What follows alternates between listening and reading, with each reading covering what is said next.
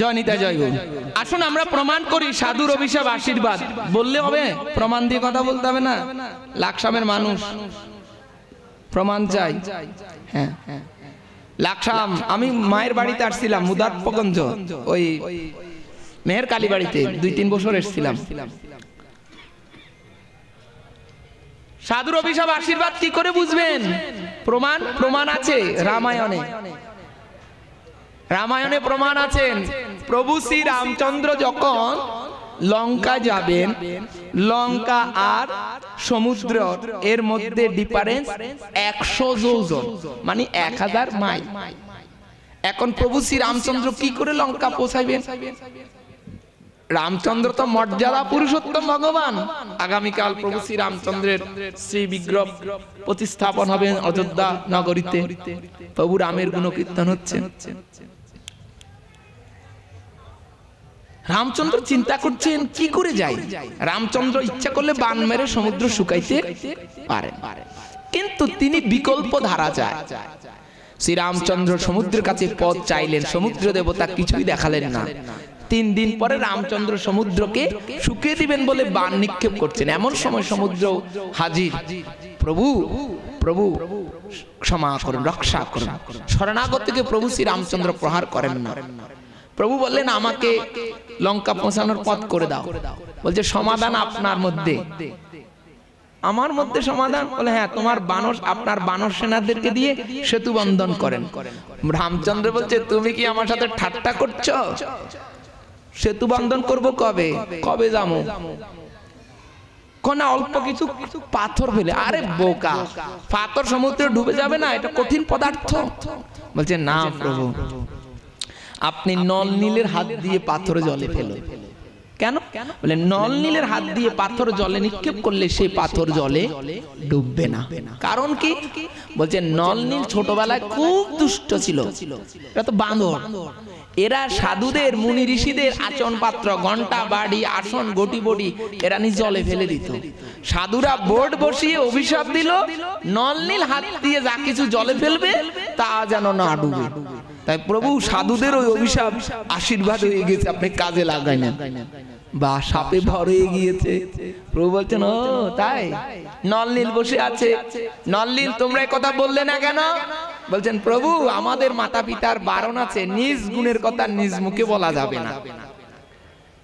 সাধুর অভিশাপ আশীর্বাদ হয়ে সাধুরা কবে অভিশাপ দিয়েছে, এখন কাজে লেগে গিয়েছে।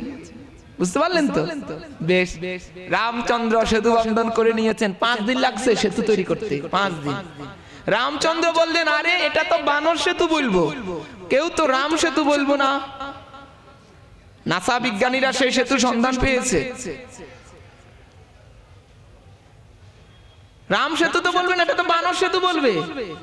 রাম বলছে আমি এক টুকরা পাথর ফেলে দেখি, বাসেনি আমার হাতে। নল নীল ফেলছে, আমি তো ভগবান। রামচন্দ্র বলছে দেখি।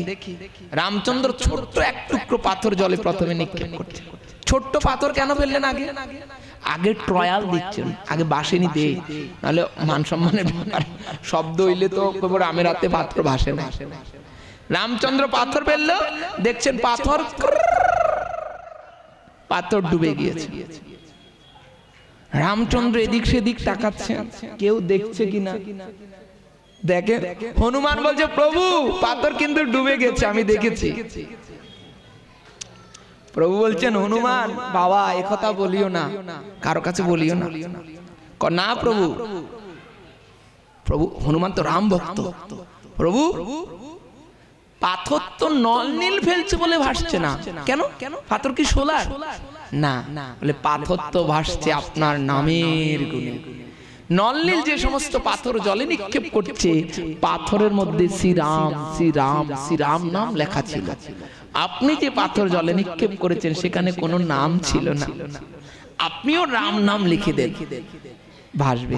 শ্রীরামচন্দ্র শ্রীরাম বলে যখন লিখে, বলে যখন রাম নাম লিখে যখন পাথর জলে নিক্ষেপ করলেন, নামের গুণে পাথর ভাসে, নামের গুণে, নামের গুণে পাথর ভাসে, শোলা ডুবে জলে রে, মধুমাখা হরি নাম বলো রে। নামের গুণে জগাই মাদায়, নামের নামের গুণে জগাই মাথায় উদ্ধারিয়া গেল রে মধুমাকা হরি নাম বলো রে। রাম বললেন হনুমান রে, রাম বললেন হনুমান আমি স্বয়ং নামের নামী, আমি স্বয়ং রাম। আমি হাত দিয়ে পাথর ফেলেছি, পাথর ভাসে নাই। যখন আমার নাম লিখে দিলাম পাথর ভেসে উঠলো। আমি সাক্ষী রয়ে গেলাম, আমার থেকে আমার নামের ক্ষমতা অধিক বেশি। নামার নামী অভেদ, নামের চেয়ে নামের ক্ষমতা বেশি, এখানেই সেটা প্রমাণ। আর ভক্তের অভিশাপ ও আশীর্বাদ, সেটাও দুইটা বিষয় এখানে প্রমাণ করা হয়েছে। তাহলে পরীক্ষিত মহারাজ সাধুর অভিশাপ পেয়েও আশীর্বাদ হয়েছে, আর তিনি ভাগবত কথা শুনেও ভগবানের কৃপা লাভ করলেন। ভাগবত শুনেন, এই জন্য ভাগবতে প্রথম, দ্বিতীয়, তৃতীয়, চতুর্থ, পঞ্চম, ষষ্ঠ, অষ্টম, নবম পর্যন্ত ভক্ত চরিত্র আছে। ভাগবতে আপনি দড়িয়ে পৃষ্ঠা উল্টালে খুললেই আপনি কৃষ্ণ লীলা পাবেন না। মূল ভাগবত সংস্কৃত, 18,000 শ্লোকে কৃষ্ণ দ্বৈপায়ন বেদব্যাস বর্ণন করেন। বেদব্যাস পেয়েছে চতুশ্লোক নারদ থেকে। সেই চতুশ্লোককে, এজন্য ভাগবতের এক নাম চতুশ্লোকী ভাগবত। গীতাকে বলা হয় সপ্তর্ষি। কথা বুঝতে পারলেন? তো এই নারদ মুনি দিয়েছেন ব্যাসকে, ব্যাস বলেছেন তার পুত্র সুখদেব গোস্বামীকে, সুখদেব পরীক্ষিতকে বলেন। তবে ভাগবতের প্রথম থেকে নবম পর্যন্ত কোনো ভগবানের চরিত্র নয়। প্রথম থেকে নবম পর্যন্ত তো কার চরিত্র আছেন? ভক্ত চরিত্র। প্রথমে আছেন নারদের কথা, গোকর্ণের কথা, ধ্রুব কথা, অজামিলের কথা, পুরঞ্জন রাজার কথা, ঋষভ রাজার কথা, হরিশ্চন্দ্র রাজার কথা, প্রহ্লাদের কথা, জড়ভরতের কথা, এভাবে ভক্ত চরিত্র। তারপরে দশম, একাদশ, দ্বাদশে কৃষ্ণ লীলা। কেন ভক্তের কথা আগে? কেন আগে ভক্তের কথা? শুনেন, অ্যান্টিবায়োটিক খাওয়ার আগে সাইক্লোইয়ামাইডিন, রোসাপ্রেট, র্যাব, নিউটেক্স, সার্জেল, রেনিটেট, ম্যাক্সপ্রো, যে কোনো একটা গ্যাস্ট্রিকের ওষুধ খাইতে হয়, নাহলে অ্যান্টিবায়োটিক অসুবিধা আছে। ঠিক কৃষ্ণলীলা হাই অ্যান্টিবায়োটিকের মতন, সরাসরি শুনলে এই জন্য ধরে রাখতে পারে না। আগে ভক্ত চরিত্র শুনতে হয়, ভক্ত চরিত্র শুনে হৃদয়ে ভক্তির সঞ্চার করতে হয়। আগে তো আমরা উৎসবে গেলে কলা পাতায় প্রসাদ নিতাম, যখন ডাল দিত, ডালালা ডাল দিত, ডালালা এই অন্য দি সাইড দিকে বেড়া দে, নাহলে ডাল চলে যাইব। তাই ভক্ত চরিত্র আস্বাদন করে হৃদয়ের চারদিকে ভক্তির বাউন্ডারি দিয়ে দাও, ভক্তির বাউন্ডারি দাও, এরপরে কৃষ্ণলীলা শোনো, হৃদয় থেকে সেটার বেরিয়ে যাবে না। এই জন্য আগে ভাগবতে ভক্তের কথা, তারপরে ভগবানের কথা। আগে ভক্ত চরিত্র শুনো, ভক্তের কৃপা নাও। কেন?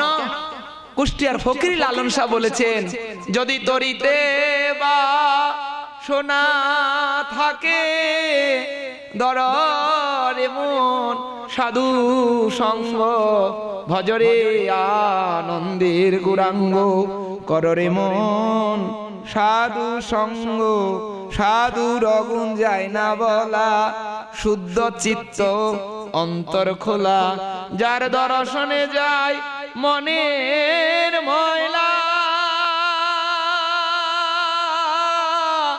মনের ময়লা,